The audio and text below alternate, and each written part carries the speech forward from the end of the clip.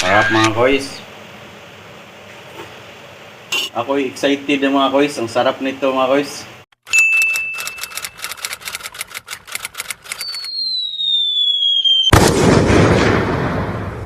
At dahil day off natin mga kois, oras natin sa pamilya.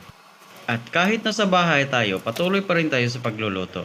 At dahil hindi nga nito hotel, kaya substandard yung mga gamit natin. Meron na namang mag-comment nito mga kois na mali yung chopping board na gamit natin, nasa bahay lang nga tayo.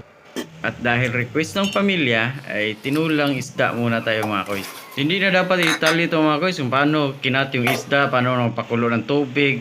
Ang lahat mga kois. At yun na nga, luto na nga ito mga kois. Ako excited mga kois. Ang sarap nito mga kois. Oh, yan. Sarap mga kois. Grabe mga kois. Sarap.